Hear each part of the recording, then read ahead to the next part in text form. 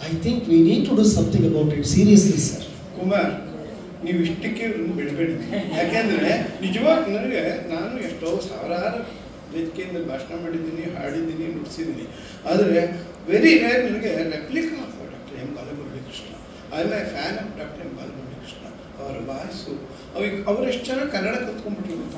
ಅದಕ್ಕೆ ಅವ್ರಿಗೆ ಅವರು ಹಾಡಿದ್ರೆ ದೇವರ ನಾಮಗಳನ್ನ ಕನ್ನಡದವರೇ ಹಾಡಕ್ಕಾಗಲ್ಲ ಅಷ್ಟು. ಆಮೇಲೆ ಅವರು ಡ್ಯಾನ್ಸ್ ಹೇಗೆ ಮಾಡೋದು ಅನ್ನೋದಕ್ಕೆ ರಿಯಲಿ ಅವರ ತಿಲಾನ್ಗಳು ಈಗಲೂ ಕೂಡ ವೆರಿ ಪಾಪ್ಯುಲರ್ ತಿಲಾನ್. ಅವ್ರ ತಿಲಾನ ಬಂದ ಮೇಲೆ ಬೇರೆ ತಿಲಾನ್ಗಳು ನಾವು ಸುಮ್ಮನೆ ಹೆಸರುಗಳು ಹೇಳೋದಿಲ್ಲ. ನಾವೆಲ್ಲ ಮುಂಚೆ ಎಲ್ಲ ಒಂಥರ ಜಂಬ ಹುಟ್ಕೊಡ್ತಾ ಇದ್ವಿ, ಇಂಥವ್ರ ತಿಲಾನ ಚೆನ್ನಾಗಿರುತ್ತೆ. ನಾವು ಹಿಯಾಸ್ ಮೆಟಮಾರ್ಫಸ್ ಒಂಥರ ಅದಕ್ಕೆ ಒಂದು ಮಾನ್ಯುಮೆಂಟ್ ಆಗೋಯ್ತು. Substitute really I am very much thrilled. ನಿಮ್ಮ ಮೇಲೆ ಸ್ವಲ್ಪ ಕೋಪ ಇದೆ ನಿಮಗೆ. ಇಂಥದ್ದನ್ನು ಈಗ ಹುಡುಕಿ ತರ್ತಾ ಇದ್ದೀರಲ್ಲ ಇನ್ನು ಮುಂದೆ. ಯಾಕಂದರೆ ಇವರು ಆನ್ ಅವರ್ ದಿ ವರ್ಲ್ಡ್ ಸುತ್ತಾ ಇರ್ತಾರೆ. ನಾವು ಎಷ್ಟೋ ವರ್ಷದಿಂದ ಅದನ್ನು ನಂಬಲ್ಲ. ಆಗಲಿಂದಲೂ ಇವ್ರಿಗಿರೋ ಒಂದು potentiality. This is a university to say. ನಿಮ್ಗೆ ಅನಿಸ್ಬೋದು ಕಡಿಮೆ ಜನ ಅಂತ, ಬಟ್ ಇಲ್ಲಿರೋದು ಕ್ವಾಲಿಟಿ ಎಲ್ಲ ಲೈಫ್ ನೋಡಿ. ನಮ್ಮಲ್ಲಿ ಸಂಗೀತಕ್ಕೆ, ಸಾಹಿತ್ಯಕ್ಕೆ, ಸಂಸ್ಕೃತಿಗೆ ಬರೋ ಜನ ಅವರು ಇಲ್ಲಿ ಆಸೆ ಇದ್ದರೆ ಇಷ್ಟು ದೂರ ಆಗಲಿ, ಇಷ್ಟೊತ್ತಾಗಲಿ, ಇಷ್ಟು ಜನನ್ನ ಹೇಳ್ತಕ್ಕ ಇದೆಯಲ್ಲ, ತುಂಬ ಕಪ್ಪೆನ ತಕ್ಕಡಿಗೆ ಇರ್ತಾರೆ. ಅಷ್ಟು ಕಷ್ಟ ಸಂಗೀತ. ಇನ್ನೊಬ್ಬರು ಸಂಗೀತಗಾರ ಮೆಚ್ಚದೇ ಇರಲಿ.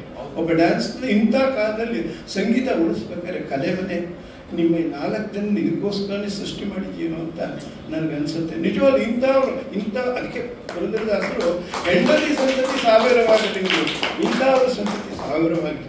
ದಾಸಶ್ರೇಷ್ಠ ಪುರಂದರು, ನಾದಯೋಗಿ ತ್ಯಾಗರಾಜರು ಇಬ್ಬರು. ಅದಕ್ಕೆ ಮನೆಯಿಂದ ನಾನು ಇದನ್ನು ಕಂಟ್ರೋಲ್ ಮಾಡುವಾಗ ಅವ್ರಿಗೂ ಗೊತ್ತಿರುತ್ತೆ.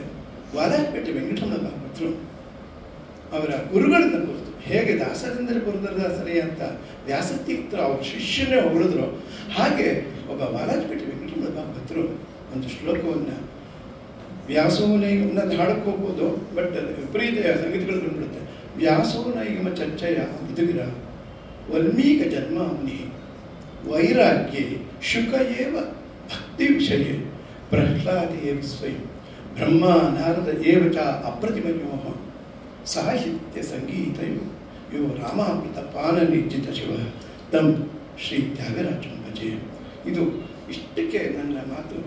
ಯಾಕಂದರೆ ಆ ಸಂಗೀತವನ್ನು ನಾವು ಕೇಳಿದ ಮೇಲೆ ಅವರ ಒಂದು ಡೆಮಾನ್ಸ್ಟ್ರೇಷನ್, ದಿ ಹೋಲ್ ಡೆಲಿಬರೇಷನ್ 3ನೇ ಚೂಸ್ ಮಾಡಿದ್ರು. ಬೆಳೆದಾಯ್ತು, ಗೌಡ ಬಿಟ್ಟರು, ರಾಣಿ ಬಿಟ್ಟರು. ಯಾಕಂದರೆ ಇಷ್ಟು ಟೈಮ್ ಉಳೀತು ನಮಗೆ. ಅವರೇನು ತ್ಯಾಗರಾಜರು ನಮ್ಮನ್ನು ಕ್ಷಮಿಸ್ತಾರೆ.